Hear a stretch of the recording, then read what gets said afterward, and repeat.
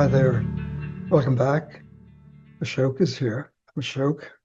Pleasure to have you back with us. This is going to be episode number 12 in the second sequel of examining and looking at, once we remove all of the barriers and cages and networks and constructs that we have when we look at our global scan of our global cultures and arts and sciences and scriptures and worldviews and ideologies and first teachings and sciences, creative performances of the world of art, in all of its forms, all of the genius of the humans. In those, we're at the end of number 11. We want to say, stand back from that. Let's get down to the fundamental field of being, represented in this hologram, the field, the infinite field. This is always the ground floor of reality. The infinite space with infinite unifying force, because the infinite cannot be othered externally. That's what it means to be infinite, as part of the logic and science of first science. We're doing first science across the planet. The fantastic attempt of the most gifted minds, men and women, through the centuries to access what is first by whatever name, source science. And it's infinitely one, but all of the diversity, the boundless infinite diversity, is nevertheless an infinite unity on the ground floor. We saw this is really the space, the science of presence, being in presence. And we've been building up in 10, which was a trailer to 11, and last session in number 11. I invited everyone to join us in this experiment to do what has not been done in this way in terms of code consciousness. Yes, there are many different inventories and histories that have written of great history of science, a history of European philosophy, from Parmenides, Heraclitus, Socrates, Aristotle, Plato, all the way through the centuries into past Kant and Hegel and Nietzsche and mathematical logic and philosophy and Russell and Wittgenstein and others, and Husserl and Sartre and Heidegger and Derrida and others. That whole lineage, we're used to that, but that, again, that lineage is in its silo, so to speak. It's an unofficial silo, and we could look or scan to other silos or columns of the evolution from Buddha all the way through to the split with Hinayana Madhyamika philosophy, with Nagarjuna, and going centuries into China, Japan, Chan Buddhism, the influence of Nagarjuna, the great dialectician, who was onto something like this. And into modern Zen, the Kyoto school of Zen, Nishida trying to find the logic of emptiness. For example, those are different, or the Vedic science, the Vedic tradition of the great Upanishadic traditions, of the great yogi visionaries doing first science and understanding the space of Brahman beyond all fragmentation and dualism. Through the emergence of the Bhagavad Gita, the narrative between Krishna and Arjuna, trying to speak across this boundary, across the codes. And the codes were not brought out this clearly before. The intercode issue, the derivative codes that we live by and have our cultures, and the implication is the wiring of the human mind operating technology, right? It's not just the logic that we have, but the mind operating technology shapes our lives and worlds as scriptures and human understanding and interpretations. As gifted and brilliant as we are, it's happening within a technology of consciousness which shapes how we mind. If we're minding with the red technology, we're going to have, we are as we mind. If this technology divides and separates and polarizes and fragments and puts in silos and separate units and so forth, we're going to have that life. We're going to be in that life. We are as we mind. If we mind here, we're going to get one form of reality, knowledge, science, emotions, feelings, human relations, the arts, and all of it's going to be under the influence of that technology. Or if we mind here in the source, the deep source that has its own deep, profound logic and technology. It's a deep technology of the integral space of the infinite form of presence. And we're seeking to surf the presence and remove not to put these constructs first, but to step back experimentally and enter into the open range and say, let's replace, once we remove all of the silos. We did this in the last, at the end of 10 and 11, inviting everyone to join in this. We're all in this together. Everyone, no one can be outside of the space of infinite source. Infinite is source of all. It's the source of all possible worlds and narratives and belief systems and disciplines and scriptures and worship and love and ethics and the arts and science, all of it. It's in here. No one can be outside. Even the ones who deny. We saw before, all humans are under the force, the source force, the infinite force. And the infinite force is the ultimate force, more than gravity, that generates all possibilities. The infinite potential that actualizes in all kinds of ways and still remains, in terms of the deepest infinite potential of possibilities that aren't yet actualized and embodied. And so forth. So everyone, all human beings, whether you affirm this or like this or don't like it or deny it, you're using it. It's holding us. It's holding us all. So we're in this together. And I'm inviting all viewers, from 1 through 11.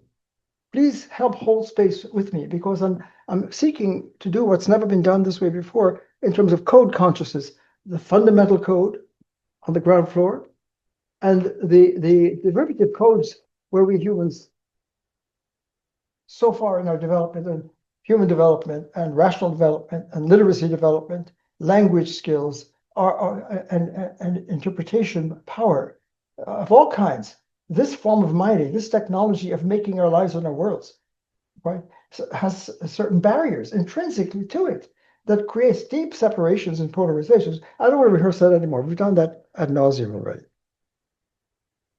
But you can see that I'm laboring to really remind us of what we have not seen in this way before. There's a profound code that shapes all of our lives and worlds and forms of life. And we haven't sufficiently seen and called it out and say, well, that's what our great scriptures and first philosophers and mystics and deep scientists and mathematicians were trying to get to the deeper space. And that it's not just an option that we can take or leave. No, it's urgent. They've seen that this is a place that's unsustainable. We can't flourish here. Cultures can't survive. And that drama has gotten stronger and stronger in the 21st century. It's clearly, when all of our greatness and goodness of people and goodwill and good intentions and attempt to be moral and good people and to worship and to put God first and all of that, that's great. But if it's still somehow by the technology of consciousness is alienating and eclipsing a deeper access to us, to ourselves and our human family, and to our flourishing, and to our deep moral life, and aesthetic life, and cognitive life of science, and knowledge and truth and love, all of that. This journey is vital. And this hologram, which I'm suggesting, has not been brought out this way before, that there's the derivative codes that represses, suppresses, eclipses access to intimacy with reality and source life and ourselves and each other, in intimacy with infinite presence. And so the experiment for this number 12, I'm playfully calling it Tour the Source. Let's do a tour together of the source space. After we remove all of the artificial constructs of ancient, medieval, modern, east and west and north and south, and disciplines that have divided the sciences, and there's economics, and there's psychology, and there's philosophy, and there's religion, and there's politics, and all of these different silos that we have, they're gone now in this tour de source. And I invited all our participants to join. Please hold the space. Let's do this together. And I asked all of you to, when you look over the last 25 100 years, just to get an arbitrary point, and say, who are the greatest contributors to entering into this space?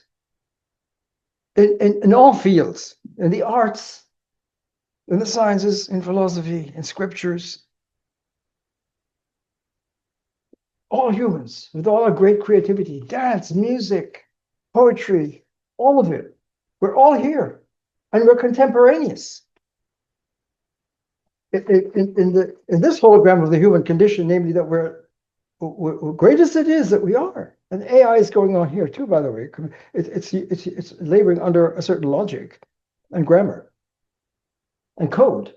Here, all of this is going on with vast diversity, and we try to find knowledge and truth and goodness and love, a relationship with the infinite, with God, with Christ, with Buddha, with Om, with yoga. All of that's going on.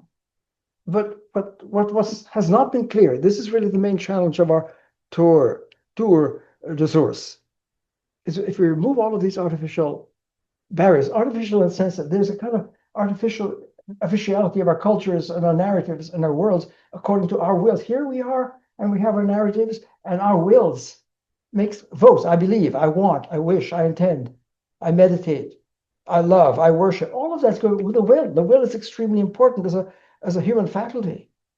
And even in the Genesis story, Adam and Eve, they had free will, and they could eat the fruit of wisdom and stay in the zone, or eat the knowledge and have the consequences that by the use of their free will. Will is extremely important. Even Nietzsche speaks of the will to power. Will. Why? Because our freedom of will in choosing and voting on what we believe and wish and want and see and interpret and believe, all of these acts of the mind are taking place in this technology. And great as we do mathematics and logic, these sciences that are supposed to be in rational space outside of the empirical world of senses, and change and becoming and contingency and probability and so forth, allegedly the space of rationality that is eternal and not in change, being and become, all of these things that Plato, for example, began to articulate, between the world of forms and the world of the body and change and becoming and so forth. All of that's been going on for centuries across the planet. So what we're trying to do now in this experiment is, like, if every human being of whatever walk and talk of life, or whatever ideology and discipline or multiple disciplines or multiple narratives you subscribe to and we subscribe to, step back, right, and open the space. And the experiment we're doing now in 12, let's get on with it. And when I say a tour de source, I'm saying, okay, play with me. Which names would you place here as first responders, the great minds, men and women all through the centuries, and great scriptures and philosophers and scientists and artists and poets and musicians, all the genius of humanity. Bring up your names here.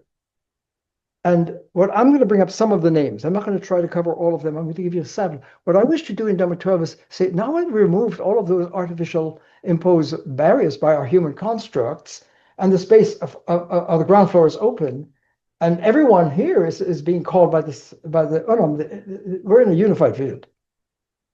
This infinite unified field of unity and diversity, all of the diversity, to honor the diversity of our great traditions and scriptures and narratives and arts and sciences and great creative moments across the planet. They're unique and distinct and yet connected in the same source.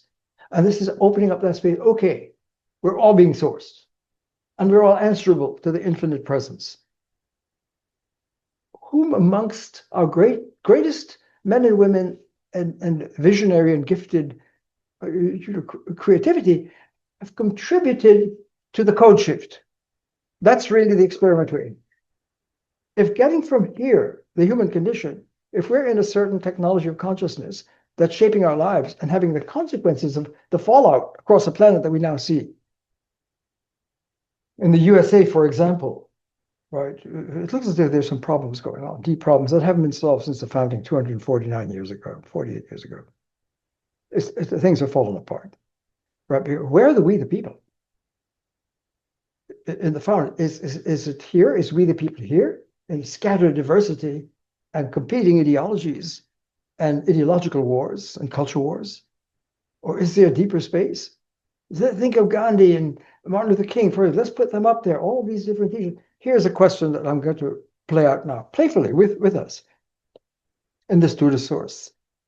Is amongst the great gifted men and women over 2,500 years, who amongst them, because we're all being called, and whatever high moments we have with a great breakthrough at that moment, a flash of genius, that's great, let's celebrate it. But to migrate as a human family from separation to intimacy, to crossing the codes from derivative code to source code. That's the question we're examining.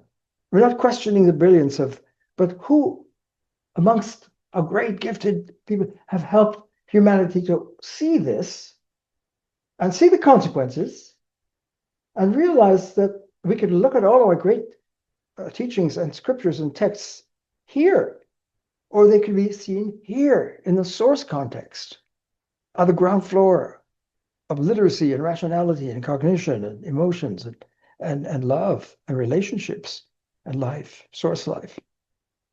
It has a profound grammar, a logic, a fractal, deep, pure mathematics and logic flowing here, and intuition going on the ground floor. So here we're asking in this scan, I'm trying to scan across the brilliant moments, and I wish you to do that as well with me. We're not trying to compare lists, but everyone is entitled to put up in lights the great names that have moved you and have helped you to see this, if any. I'm wondering if any have shown us this and say, we're here. It's fragmenting and breaking. We're not flourishing here. We need to get to a deeper form of life and access the intimacy and flow with the source to flourish. And we can't do it within here. This technology does not have the resources of the source code. So the paradox we're facing of our great scriptures is, if you place any of the scriptures here, the Bhagavad Gita here, or Buddha's text, or Jesus here, or Socrates, Plato, Aristotle, Descartes here, or we paste them here, we get a very different release of decoding. Because this code is always operative. It's intrinsic and implicit in every event, in every breakthrough, in every the lights go on, in every great moment of inspiration. So this is always operative and present. But if we're seeing and reading our scriptures here within this space, we may be blowing it and not seeing the deeper power that's in a deeper source medicine and liberating power for our lives. Our lives may be diminished here in a kind of intrinsic code violence against the source. And once we see the code issue, that we have to go from one technology of consciousness to a deeper flow in a more integral, holistic, unum pluribus technology that is getting to the home base in our human journey to the free land, as liberated human beings and flourishing in the zone for survival and thrival. That's the question we're asking. Have any of them? Did Buddha help us to see this, even though he says we are as we mind, and therefore noble truths, we could put them here or put them here. That the existence of suffering, it has a cause. We have a choice, and we can rehabilitate. Perhaps Buddha was hinting at that. Perhaps Jesus was as a logos incarnate in the flesh, so to speak, in the flesh of this life form, this form of life, to teach our fellow humans that the Christ is within us.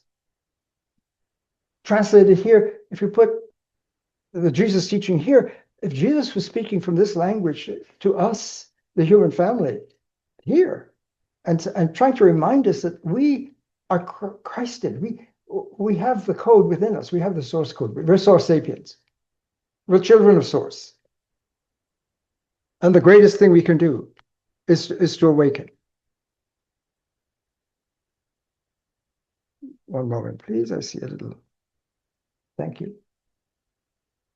So, did Jesus help humanity with all the gifted power of speaking from the Christ language, the Christ space, to see the technology deeper than any actions and narratives and ideology that are shaping our lives and the human condition, and what it takes to really let this go and mature and move into the Christ space?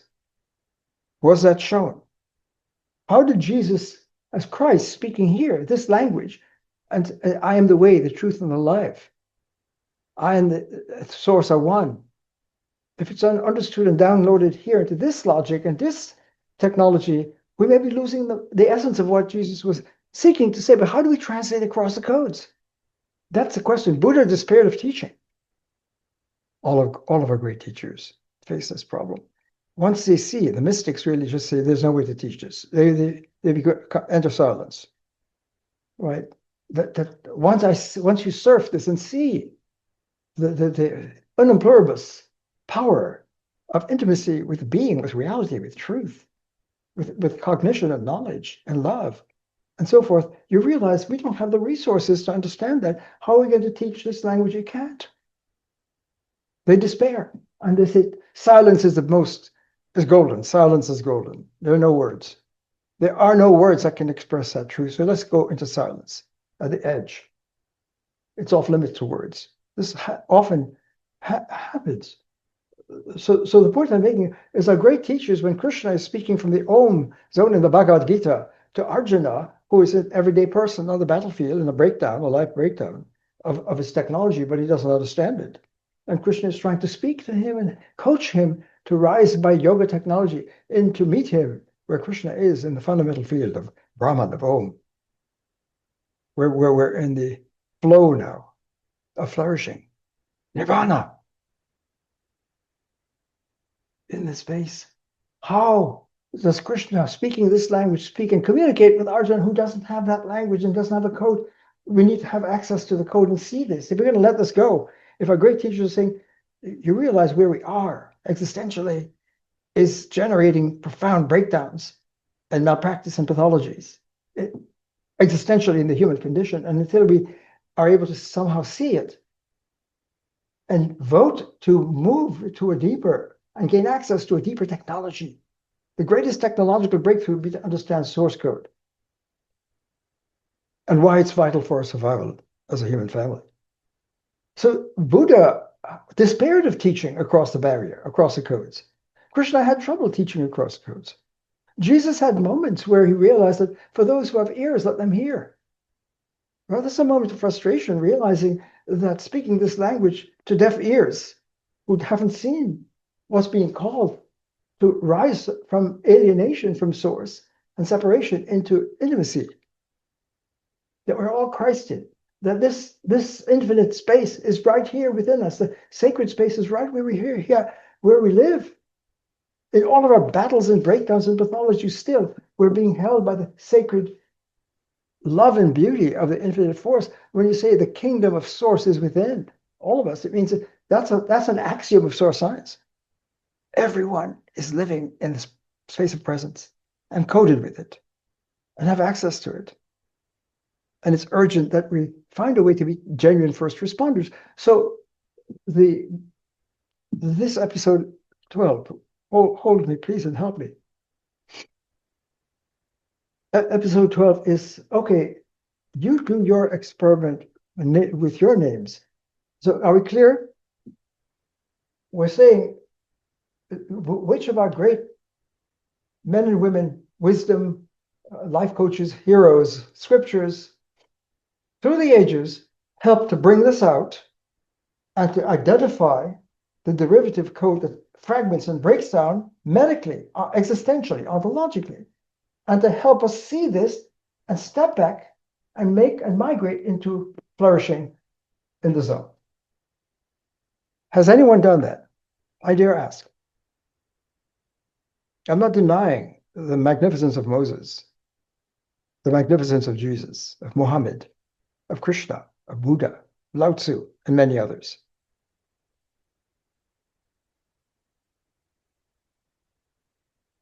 So let's do this. Let's get on. So what do I see?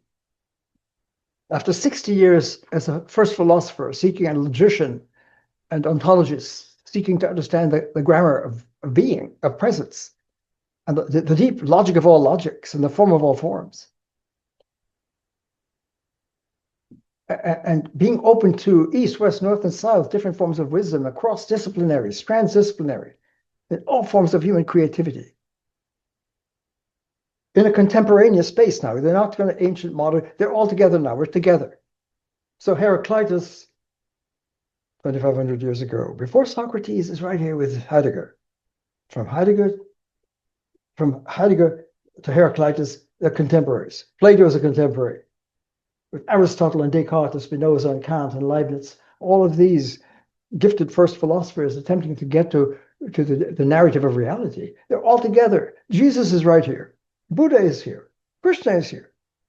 If we had a convention of all of the great visionary founding of the great scriptures coming into the source together to have a meeting here, all inclusive, in contemporary times, imagine a meeting of Abraham and Moses, of Jesus and Muhammad, of Socrates, Aristotle, Plato, and all of the gifted thinkers of the European tradition. Jesus, Magdalene, Lao Tzu, on and on. Imagine what a meeting if there were to be a grand gathering right now, in this now time. This is now time. It's contemporaneous, and therefore extemporaneous. We have to be creative in the moment, in an unpredictable, open creativity in the source of rational space and logic. So join me, please, as I kind of just freelance. Let this be a kind of trailer of what we'll follow through in greater depth and precision. Slow it all down in episodes 13, 14, and 15. So, for example, let's just imagine the lineage, but I'm not trying to separate them. They're all contemporaneous now. So even following one lineage, and something is going on in the sequencing of these great minds, because the tradition itself is responding to itself as it unfolds. From Heraclitus and Parmenides, launching an early form before Socrates and Plato of the Greek Logos tradition, when Heraclitus is saying it's all flow. There is no static being. It's fire. This is fire. Listen not to me, but to the Logos, and know that all is one. That's a fragment from Heraclitus before Socrates. Parmenides saying being is, and what is not is not. What is not cannot be. Being is, and it cannot become. It's eternal. So being cannot become. Becoming is becoming other, and there is no other. So that starts out a powerful dialectic between Parmenides and Heraclitus. So Plato comes, Socrates comes on the scene, and Plato brings out his heroic teachings that we must enter the Logos. We're living in a cave. We must leave the cave and leave the shadows and appearances and constructs and enter into the Logos to know thyself. And Plato is trying to, in his brilliance, to say that there is a form of all forms that is wisdom. What is philosophy? Love of Sophia. What is Sophia? The embodiment of wisdom. Logosophia. And what is the Logos? It's the form of all forms.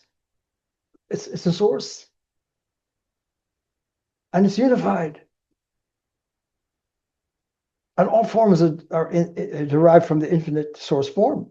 But Plato opened that up, and Aristotle, his student who broke away from his mentor, started another lineage. Said, no, there are many senses, there are many forms of being.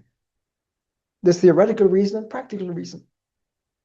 And also, I'm not going to go into that now, but I'm just giving a quick flash, because what I'm interested in doing in this tour de source, I want to keep the image going and the feeling of putting these vast, different, hitherto separated, silo eyes, Lego eyes, great teachers and traditions traditions as well. Not only the teachers themselves, but their whole tradition have been kept apart by our rendering of them and cataloging of them. And that's aside now. We're in open space. We're doing open space exploration. So if you follow that lineage, because Plato and Aristotle and Socrates, whether they knew the Indian Vedic science, for example, or the Chinese Tao, or understood the biblical tradition, for example, that's with all the trade routes and so forth. That's not what we're looking at right now, because we're all in open space now. Everything, they know each other because they have a common source. With all the diversity, there's a common source. So if you follow fast, and this is a tour de source, fast forward, play with me. Plato, Aristotle, Socrates, after Heraclitus and Parmenides, and all the way through the early periods, and St. Augustine is using the Neoplatonic philosophy, Plato's paradigm and model to bring out, to re-express Christianity, and St. Anselm, and then the 12th, 13th century, as Aristotle's philosophy and logic comes through the Arabic sources, and St. Thomas Aquinas is using the Aristotelian language and paradigm, in contrast to the Neoplatonic and Platonic, to render Christian thought and theology. This is deep stuff going on. But fast forward past that, and the medieval and the different logics of Stoic logic and so forth. We're not going to get there now. But I want to keep going fast because Buddha is waiting, and Vedic science is waiting, and Lao Tzu is waiting. Our scientists are waiting. Our musicians are waiting. Our poets are waiting. Our psychologists are waiting. All of you is here. And so I'm going fast forward. Please bear with me. Indulge me, please, in this scanning. I'm scanning the neighborhood of source, of presence, with all of the constructs and artificial barriers removed, and having contemporaneously our gifted teachers and say, how are they responding to this important crossing? Who has helped us to understand the crossing from where we are, and to see the code issue, and to realize we have to face the code issue. Otherwise, if the codes are conflated and we don't have this, and we're living in the age of code conflation, then we're in a difficult bind until we open it up and expand to see that the source code is on the ground floor, and the derivative codes are to see the code is differential. And we're asking, watching carefully, did Plato help us with? Did Socrates help us? Did Moses? Did Jesus? Did Buddha? Did Krishna? Did Lao Tzu? Muhammad? Rumi? Maimonides? Pick out whatever names you wish. Zoroaster? Krishna? I don't know if I mentioned. I'm bringing names up to just get our imagination going. Let's use our source imagination. And as great as these great gifted geniuses were in helping humanity, did they really help us en masse to see the technology of source and to cross into it? You can see the difference. You can say something is dual or non-dual. Brahman is here. You might hear, and the everyday world is in fragmentation and polarity and multiplicity and becoming, and that can't be the ground floor. We've seen that. But where is that going on? Where are the teachers and scriptures teaching? Are they teaching us to see the source and to get the wherewithal and the intelligence and capacities to step back from a derivative technology of consciousness that's shaping all of our lives in the human condition, and all of our breakdowns and sufferings and genius as well, and all of the good and negative things, to cross into the place of flourishing? That's the experiment we're doing. So again, fast forward in that lineage that we're just seeing as contemporaries. So moving into, it's often said that Descartes is, for the European tradition, the founding of the modern period of philosophy. I'm not buying any of that, but Descartes enters the scene, and he has a dream about finding the missing universal grammar. Characteristica universalis, a universal script, a characteristic. And he enters after he reaches a pause in his life to do the Meditations on First Philosophy, the title of his meditations. And he realizes he could doubt. Think of the red zone. I could doubt everything, he says. He did the experiment of doubt. Nothing is certain. It's all dubitable. Is there anything certain? Is there a source that's unshakable? And he steps back. He said, I'm stepping back. In a way, I think that Descartes is making an important move for humanity to say, I'm stepping back from what? He didn't see it from the red zone, but he realized that where he was in his cultural experience and his mathematics, and everything he knew as a gifted thinker, that he had to step back and dare to step into a deep space where he said, I am. What I am, I don't know. There's no more information about me. There's no ID, but I am. And then he realized that he was precarious, because if he is, his existence is his minding, is a pulse of awareness. I am. And remember Moses in dialogue with Yahweh said, whom shall I send me? I am that I am. So that I am is a very powerful issue. Where are you in the code? Is the I am speech act a deeper logic than saying I in the space of duality and dualism? I won't go to, we're going to do this more on Descartes later, because I think Descartes made an amazing contribution to seeing that we have to move into the space of I am, and that he then demonstrated that infinite being must be, source must be. And that's where the truth comes from. As long as he stays in that light and not going back to the old separation and beliefs and judgments without the light of source, as long as he stays, then he's reached the space of truth. Right? And I won't go in further, but Descartes, Spinoza, trying to correct Descartes. There are problems. Descartes was conflated, by the way. I'm not saying Descartes was not suffering from the code conflation.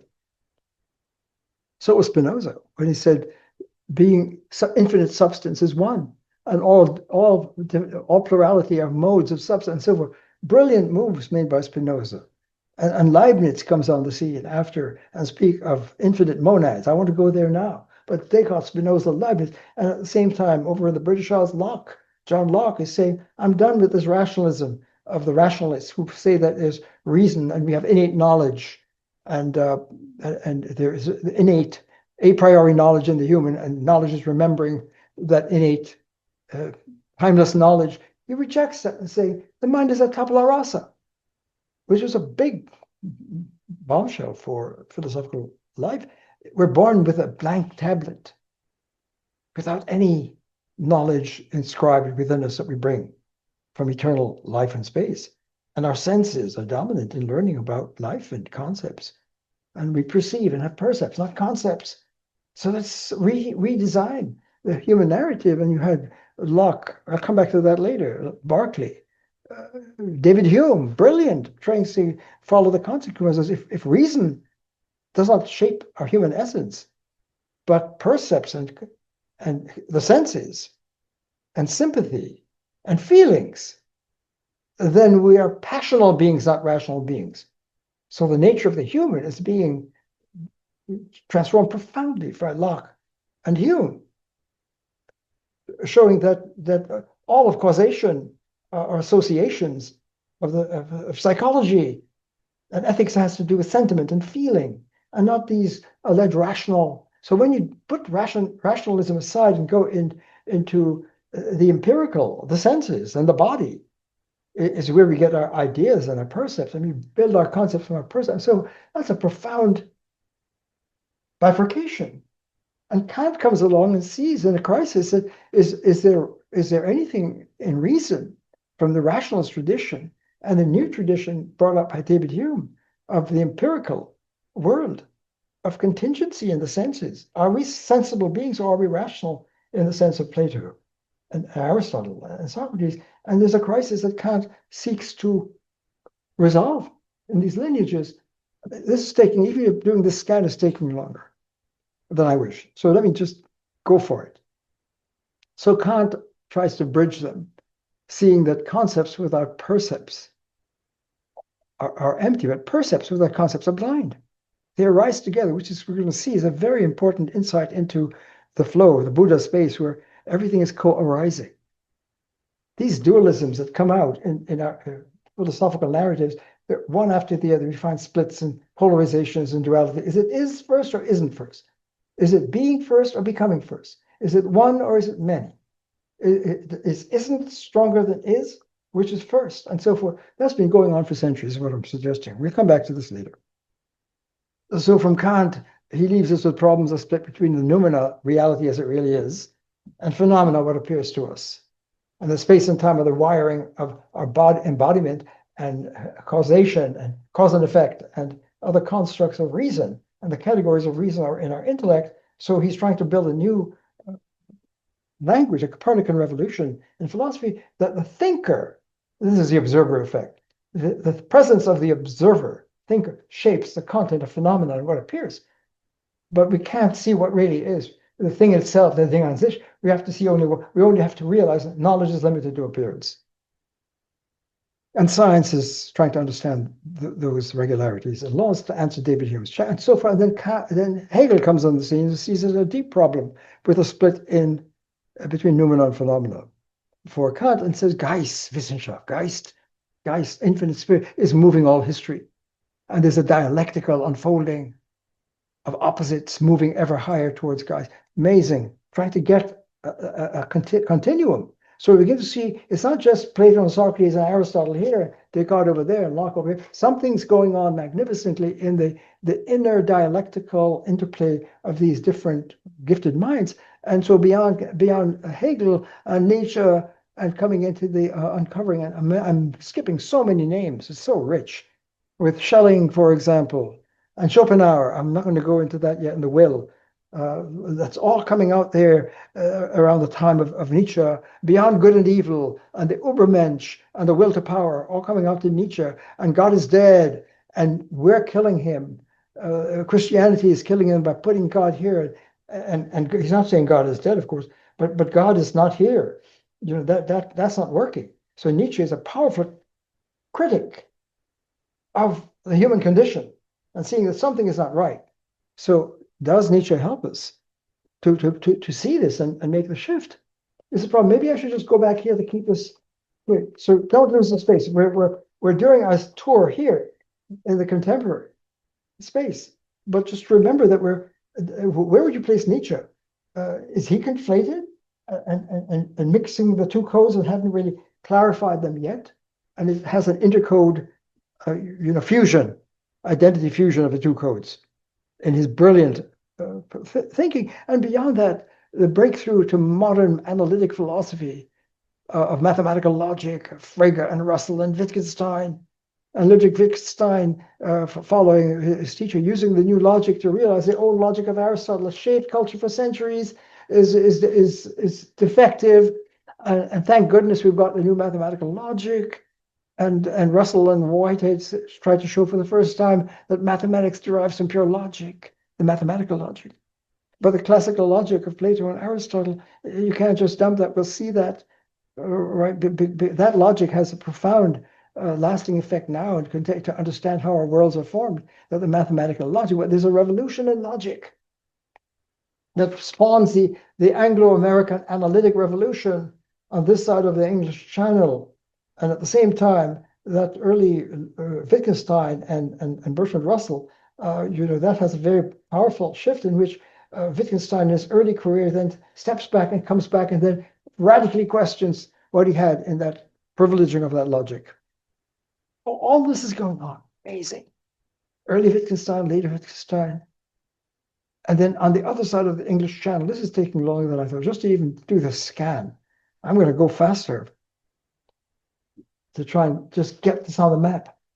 On the other side of the English Channel, Edmund Husserl is saying that you can't just separate your mathematical logic and the content of your logic from consciousness. Consciousness is vital to meaning and language and thought and intentionality and so forth. And he opens the space for Jean-Paul Sartre and early Heidegger, Sein und Zeit of Heidegger, who were influenced by Edmund Husserl. So there's the split across the English language between the analytical revolution in philosophy and the continental revolution spawned by Edmund Husserl and the existentialists of Sartre and Heidegger, and this early Heidegger and this later Heidegger, in which he's concluding that we're we're meditative beings.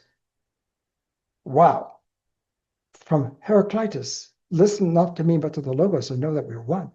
All through the centuries, 25, to Heidegger at the front of the mature career saying, wow, there are two technologies of thinking, calculative thinking and meditative thinking. And don't you know we're meditative beings? And that this is urgent for us. Because if we just go into calculated thinking, we're going to lose it in the technological age. And we have to save our human essence as meditative beings. That's just one lineage. If I had to do, and I shall, after I'm done with 12, 13, 14, 15, obviously I can't do justice to this lineage from Heraclitus to Heidegger and Jacques Derrida. What's going on? Are they conflated? Have they understood how to see the codes and move from this technology into that technology? The question I'm asking.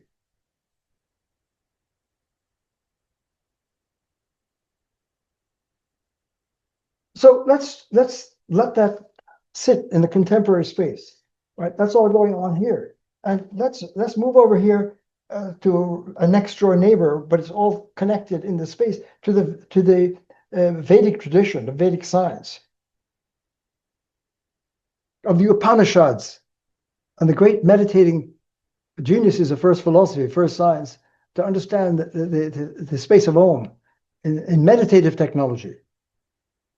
Not this kind of technology, but meditative technology. And the Bhagavad Gita, one of the great texts of the Vedic tradition, Vedanta, which is first science, knowledge, not knowledge here, but knowledge here. And Krishna is dialoguing with Arjuna in the Bhagavad Gita, the Song of God, the Song of Source, to help him understand his breakdown and suffering for all humans, and how to get the technology of yoga to go from the fragmented, shredding separations that leads to breakdowns and the pathology of life into the healing space of the yoga, space of Krishna, calling us to Krishna, avatar of the source. So the idea of an avatar is already there deep in the Vedic tradition. And going beyond the Bhagavad Gita and later into Shankaracharya, the great teacher of Advaita Vedanta, non-dual. There's duality, but the language of Brahman is non-dual. And Shankara attempts in a evolutionary way to open up in the Brahma Sutra the formulas of Brahman, of the science. And great as that is, comes Ramanuja to say that, look, the wisdom has to be for all the people. Let's get out of the caste divisions and hierarchies of culture, and everyone is open to Om and Brahman. That's very interesting. And going fast forward through the centuries to the 20th century to Aurobindo. Brilliant, who's going beyond the genius of thinkers like Shankaracharya to say that Brahman flows, Brahman evolves, evolution. There's an evolutionary that has a profound effect on evolutionary theology. Theology, if God is infinite, then God doesn't become. But then how can there be process and flow? Can it be that there's flow in presence, there's Zen flow in presence? And Aurobindo, brilliant, the life divine, is attempting. And he's really separating from Gandhi, who's suggesting that to liberate India, we have to really use the processes to liberate India from the British occupation and colonial setting, to liberate India. And Aurobindo is saying, no, we've got to do the inner revolution, not the outer.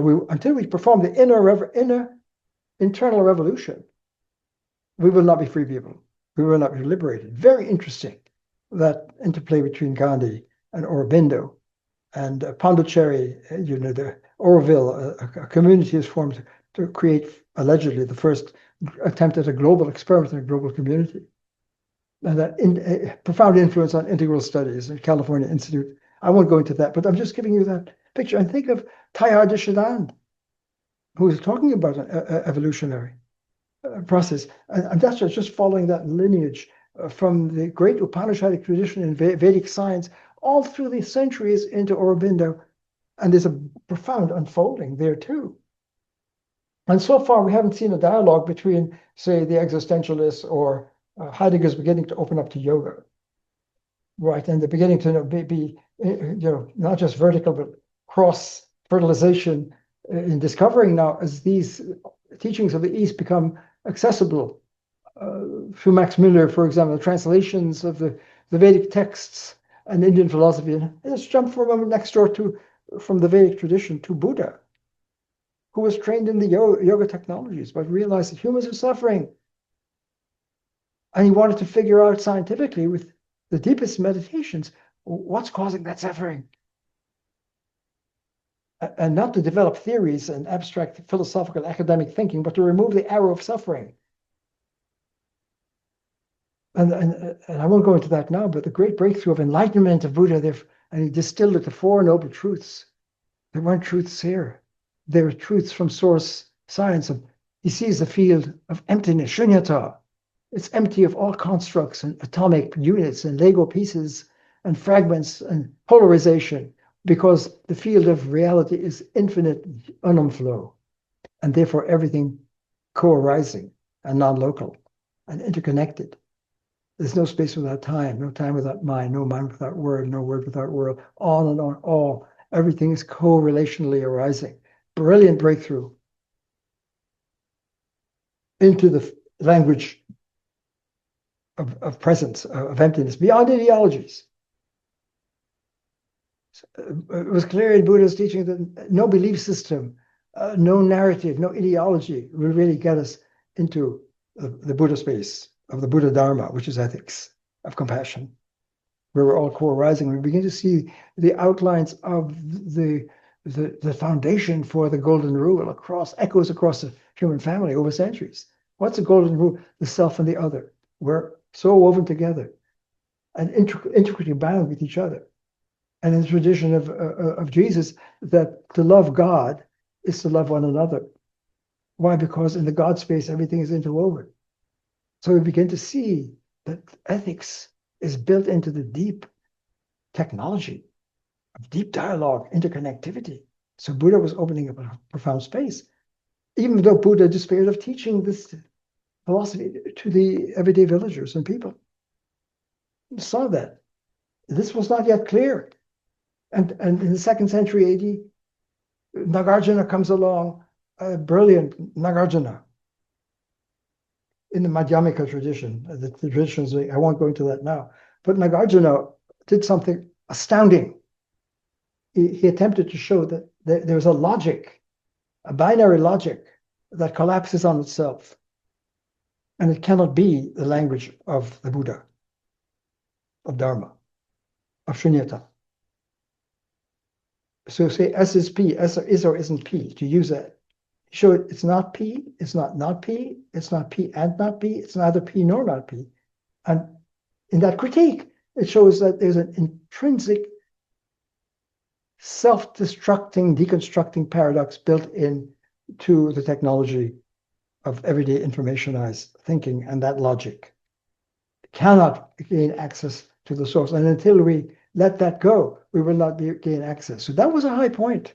From my point of view, did Nagarjuna help us to get a deeper understanding of the technology of informationized ideology? And the logic itself was corrupt and deconstructed, almost as a Gödel incompleteness result for formal deductive systems. Nagarjuna was doing that for the very structure of rationality itself. Everyday reason is incoherent. It's broken intrinsically, and cannot help us to understand the meditative flow of a meditative logic that the Buddha was opening up. And they're going centuries into Tibet and China and Nepal and east to Japan, Chan Buddhism, centuries unfolding. Master Dogen, another brilliant, Japanese scholastic coach, teaching the monks the language of Buddha and seeing some kind of difference between these two technologies about Zen, being in Zen.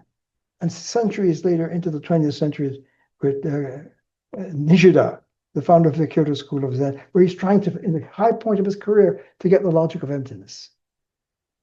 Basho. That's another lineage. And these are all hanging out closer and closer in the 20th century, because those teachings and texts are becoming into the marketplace of an expanding globalized space now. We just don't have these silos neatly. They're opening up. And I didn't even mention the biblical tradition of Abraham, Genesis. And when you think of Genesis and you think of here is Darwin, here is evolution and adjustment to the environment and adaptation and survival and existential fitness, the interaction with nature, and self-adjustment to the environment to survive, all of that. But here's Genesis. So Darwin is right there. We're putting it all together. The Genesis unfolding of the Judaic origins and of Abraham and the covenant with Abraham, and fast forward to Moses and that magnificent sort of mosaic precisions and the dialogue between Moses and Yahweh at Sinai, and bringing the commandments, because there's a commanding force of the law of the unum pluribus on all humans. And if you can just find the calculus of the law of loving God and loving one another, and whatever Moses is doing, and then comes Jesus, as John would say, the Logos in the flesh. And how would we list just Matthew, Mark, Luke, and John, and the Gospels? I think that Matthew, Mark, it's one thing to have stories, gospel stories, and witnessing to a story in historical events unfolding and presenting the news, the good news. And what John did was very interesting. He stands out for me. In the beginning is the Logos. He moved from the Hebraic to the Hellenistic language. That was an important move in the direction of global space. In the beginning is the Logos. And the Logos was the Word. And it was with God. And it was God. And it became flesh. That to me stands out as a great moment that begins to help us to see that the Logos becoming flesh. Wow. As a Krishna becoming the voice of Om, becoming embodied to teach. And so the avatar allegedly of Jesus coming in the tradition as unfolds, and Jesus allegedly, and the divisions of the many different interpretations of the Gospels, and then the Nag Hammadi texts and Magdalene and Thomas, the Gospel of Thomas, that was somehow hidden, coming out now as we enter the late 20th century, the 21st century, that the Magdalene was really carrying the female Christ and companion with Jesus, and understanding that the main teaching of Jesus was to awaken the Christ within us, because the Christ is within us. But Jesus as a teacher in the human condition, but holding on to the source of space and teaching the truth of the language of source, the Logos, speaking here and being misunderstood in crossing the line, is teaching. What was teaching? And the source signs would say that whatever he was teaching, and if Jesus didn't teach it, still it stands that we're all in the Christ. We're all in the space. We all have a deep connection with the source. We're being sourced. So the humans, there's God within, there's source within every person. That's a structural, deep truth of the space as we're doing our tour de source, remember.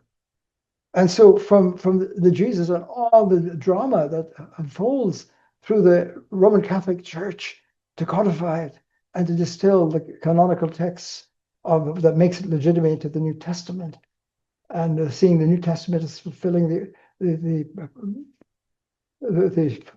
anticipation of the Old Testament, allegedly, and that unfolding into the Protestant Reformation, and then further into the Quaker version of a revolution, where the Quakers were saying and teaching there's God in every person, and we have direct access. We don't need the church, we don't need the scriptures, we don't need the Gospels, we don't need the minister or the priest. We have direct access to God in every person. And this is important in my journey, because I've been teaching at Haverford College outside of Philadelphia for the past 58, this is my 58th year, founded by the Quakers. Imagine what would education be if we're going to bring people together understanding there's God in every person. How do we develop a God-centered educational, cultural space, the honor code, for real, if we're not conflated? And the influence of William Penn and Ben Franklin in Philadelphia, the founding of the 1776 Declaration of Independence. Think about that.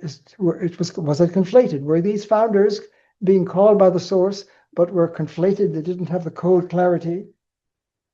We hold these truths to be self-evident, that we humans are endowed, not just the colonists, but humans are endowed with unalienable rights of life, liberty, happiness, well-being, freedom. And we form governments to protect that human being, that vision of the human.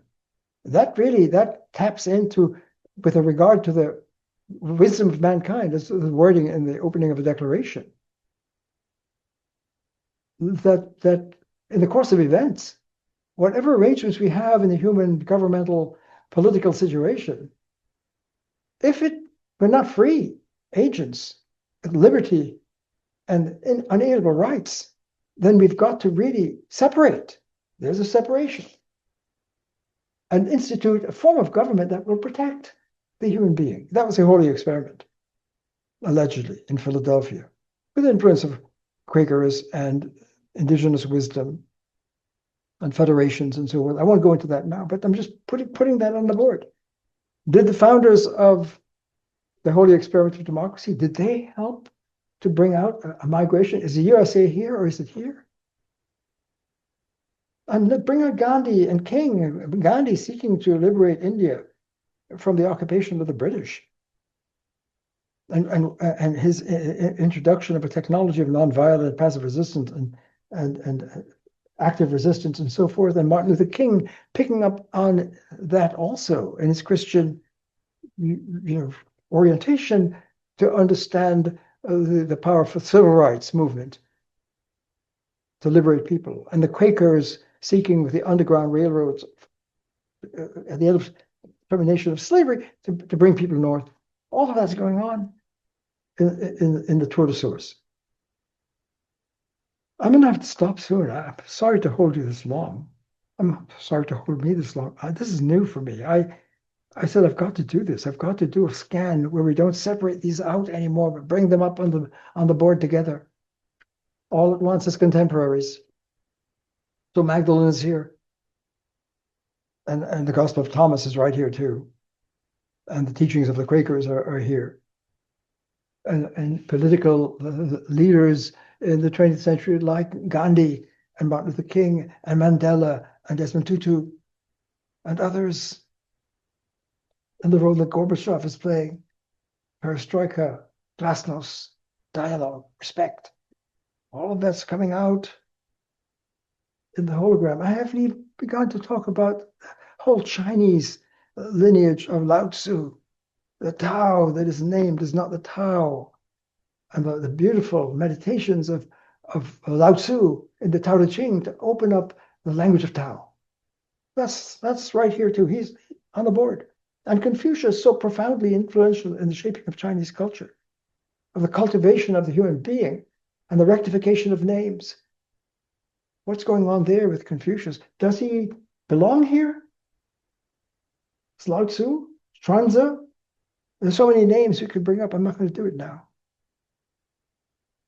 And I haven't, and the beautiful breakthrough of Islam and Muhammad and what's going on in the Arabic sources. Surrender to Allah, the Quran, the birth of the Quran. And as that unfolds magnificently all through Ibn Arabi, for example, a great first philosopher seeing that there was unity is first, source is first, coming out of Ibn Arabi. And Rumi, a great mystic, seeing in the high poetics, philosophical poetics, that there's a field beyond judgment of right and wrong. And Nietzsche is saying you've got to get beyond good and evil in the Übermensch to really become an awakened, self-critical moral being. Beyond good and evil, and the Übermensch. So that's what echoes. That's going on with Aurobindo. The supermind is required to really become the life divine. I'm echoing very fast. So that in the unfolding of the beautiful Islamic tradition of surrender to Allah, what does that mean? We have to surrender, privileging ourselves to honor what is first, Allah. And to do it in such an institutionalized way that we will live a life, sacred life in Islam. Islam is surrender to the source. That's an axiom of calling us to surrender a derivative code to the primary source of first science. We can go deeply into that amazing unfolding over the centuries of the Islamic tradition, the Vedic Hindu tradition, the Buddhist tradition, the Lao Tzu tradition, just to mention some.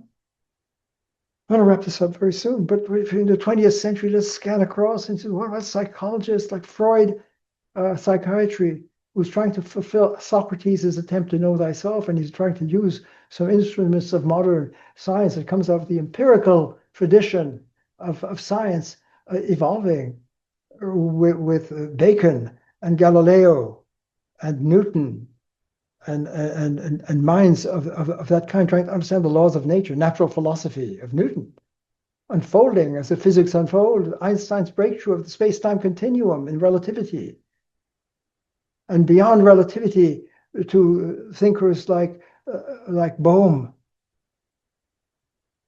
to trying to seeing the holistic, integral, getting to the unified field, and quantum talk and quantum.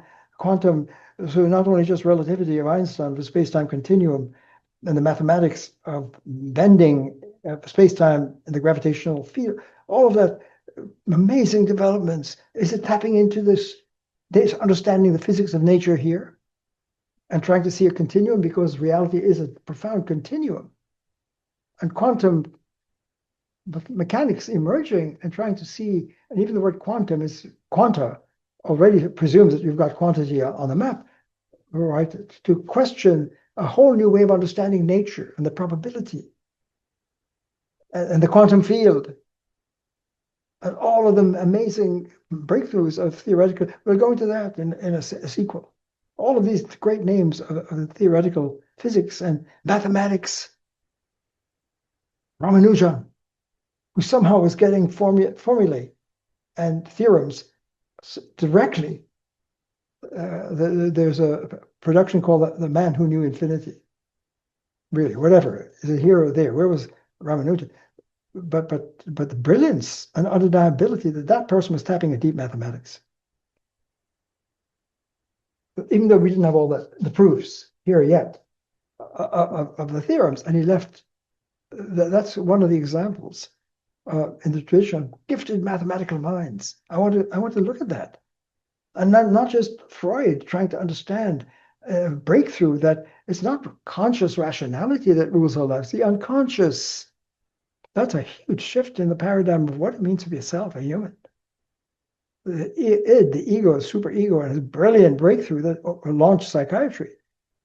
But not only have the gifted breakthrough of Freud opening up a new age of know thyself, trying to fulfill, he was actually trying to fulfill Socrates' call, know thyself above all, but now using modern scientific technologies of analysis and analytical psychiatry. So you've got the analytic revolution in philosophy going on with Russell and Wittgenstein, Anglo-American, but you have also an analysis of the psyche, of analytical psychiatry opening up, and Jung, his colleague, who separated, just as Plato and Aristotle separated, Jung is beginning to get exposed to some yogic influences of a unified field, and saying that there's a collective unconscious with archetypes, anima and animus. Is a different way to understand the human being. So that the whole evolution, where do we find the meaningful and the healthy human? From psychology and psychiatry, from Freud and Jung and Adler and Maslow, who are disagreeing with the elders and saying there's an alternative way to find meaning in life for human beings. The quest for meaning. We have meaning here, but real existential liberation meaning. This is the place of meaning and truth. Where is a human being? Is it an ego-based, construct here, or is it something in the self that requires us as Jung would say, we've got to integrate the anima and the animus to be a whole person, an individual, undivided. For example, it's a great revolution taking place in that lineage as well. I'm just opening it up. I haven't mentioned you great composers. I'm going to stop. You get the picture. I can go on and on and on. And the brilliant women, the mystics. There's so many great mystics, men and women over the age, that are just seeing more deeply into the space of presence and saying that where we are now is not able to get access to the mystical source. Even Wittgenstein, in at the end of his Tractatus Logico-Philosophical, reached that liminal space of a limit of what logic and facts can do. And he concludes in the last remark of that classical book, Tractatus, wovon man nicht sprechen kann. Darüber muss man schweigen. Where we cannot speak, we must be silent. Brilliant, brilliant remark. It's a great moment. Or Blake, the Poetics, eternity, visions of eternity. There's infinity in a grain of sand, and eternity in an hour. There's an hour here, but there's an hour unit of time. Here, infinity in an hour. N-O-W-E-R, playing. In a grain of sand, everything is sacred. Amazing poetic visions, poetic brilliance across the planet. North, South, African visions, Ubuntu, I am, you are, as an axiom of cultural technologies. I am, you are. We are together. Co-arising principle echoes. Indigenous wisdom. We can go way back into Aztec and Maya, and Egyptian. It's rich and profound. Music, composition, east, west, north, south. Is music a way to reach the source? Bach, Beethoven, Haydn, imagine just Mozart.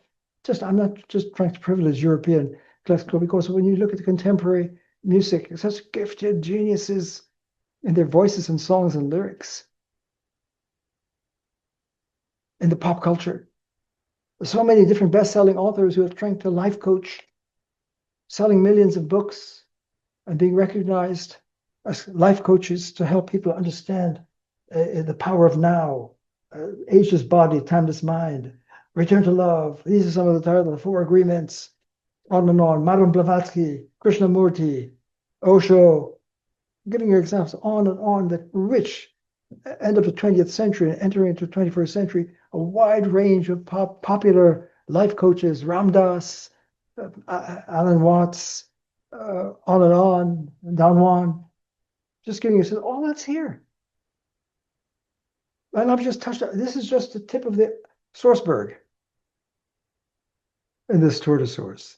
I've gone on too long, forgive me. But I hope I've given a sense that once we open up the space from all of the different separations and boundaries into the open expanse of the contemporaneous space of all the great minds and men and women called by the source to help open up the portal to presence, transition, and to the code shift. We're ending on this note. In the sequel to this episode 12, we're concluding now. Thanks for your patience. I hope I didn't scare you all away, and you did join in the experiment of how would you narrate the great voices, men and women through the ages, and how they helped or didn't help. And I'm suggesting that in my journey, I have so many heroes, men and women, through the ages. But I found that I didn't find the code being brought out. So to me, I had to dare to bring this out, being led by the source, to see that this marker in the hologram for the human condition, to capture our human evolution journey, that there is a derivative code of informationized processing that's amazing, but that it's held sway over the human imagination across the planet, even with indigenous wisdom, seeing into the whole. And holistic thinkers who say it's not separate, it's a whole. The whole is greater than the part. All of those insights. We're still laboring under the conflation and the failure to completely open up the alterity and relation between two profound technologies of being a human in our human journey. And there's not a dualism here.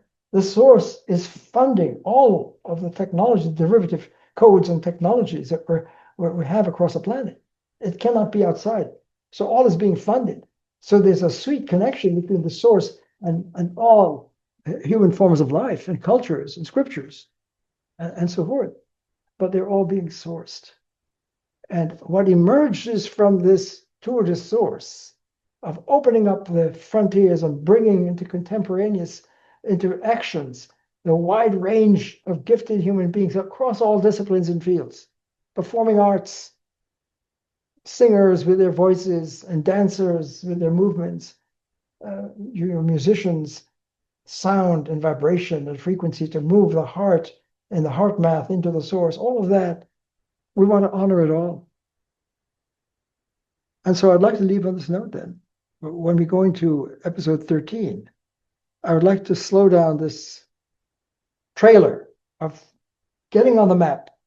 And I hope you see how pathetic this is, because I'm barely scratching the surface of the various, gifted men and women through the age. I can't possibly do that in an hour. I've gone beyond an hour here. I apologize. But I hope you got a sense of, okay, let's do this together. Let's move to 13. And slowly, I'll try to go slow down and follow some of the lineages. Did Jesus open this up? Did Buddha open this up? Did Krishna open this up? Did Socrates, Plato, Aristotle open this up? Did existentialists Sartre and Heidegger and Husserl open this up? Did psychologists and psychiatry like Jung and Freud and Maslow and others open this up? Did quantum intelligence and advanced physics beyond Einstein into the quantum space of fields and the origins of the universe, did they, quantum physics and astrophysics and the brilliance going on there, open this up? Did the gift of brilliant mathematicians, the breakthrough in the depth of mathematics, open this up? Did artists and composers and architects and great politicians leading humanity into a more humane space open this up? Did 1776ers, the founding of USA, Demos, we the people, Demos, did they open this up? Yes, it's one thing to be influenced and to have a moment of breakthrough, a flash of genius, right? But if we remain conflated and presented into a conflated culture where the codes are still in fusion and not yet differentiated, which is a vital prerequisite, because if we're called to leave something and move it to another, we don't need to see what the alterity between the derivative and the primary, how are we going to do it? And who amongst our great popular life coaches and best-selling authors have opened this up? That's the question. I didn't find it. I haven't found it. Help me to understand. Because the fact that we can be in the zone and have flashes of genius and breakthrough, which we're always under the influence. We're living LUI under the influence, living under the influence of the call of the source. And those are brilliant, amazing moments to be honored. But if those moments have not helped us to see the journey and the migration from privileging a derivative code that we've done in an age of conflation, we can't see that this has to be let go. It's not just the ego or the story, the ideology, and change your story and change your life. Now, that great as that is, that's not going to shift the code and the privileging and to put source first, which seems to be the grand call of source to all humans. First, and don't privilege a derivative above the primary.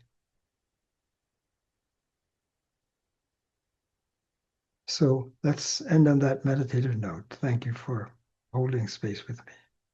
And please come back as we go into 13, 14, and 15, where we'll now not just do a scan, but go in greater depth into many of these great moments over the last 2,500 years to see that they're all, this is one of the thoughts I'd like to leave us with all, that source science with a code shift is making it clear that there's a derivative code that has profound pathological consequences for human well-being and flourishing. And the urgent call across the planet over 2,500 years to rise and cross into presence and reality and being and intimacy and ethics and nonviolence. There's violence here, nonviolence here. If we try nonviolence here, it's still in a violent technology, a fragmentation and separation. So genuine non-violence and love and compassion is here. And the greatest headline of human journey is we must get aware of the technology governing our lives and how we make our lives and cultures and worlds and disciplines and all our insights and knowledge and feelings and human relations and ethics, all of that, politics and economics, all here, to become aware of it critically, to see and mind our minding and see that there's a deeper technology awaiting that the gifted minds were trying to get us to see and to enter into and inhabit and migrate from here to here, to be first sapiens, source sapiens, because we're children of source. We're source sapiens. And that's the urgent call. That's one of the main points I want to get in this number 12, that the vast range across the planet echoes the call of source and the need to make this shift to source first. And it's urgent. And we need to get code consciousness and code education and to understand the strenuous turbulence of the intercode movement. That's going to come up in 13, 14, and 15. The intercode movement from seeing this code to seeing the consequences, stepping back and rehabilitating ourselves into source code, into the space of presence, the portal to presence, and to rehabilitate our minds to have culture and life and being a human with self and human relations, ethics, and nonviolence with all nature in sacred space is a headline for our human journey. Thank you very much for hanging with me. And I'll see you next time as we go to 13, 14, and 15. Thank you.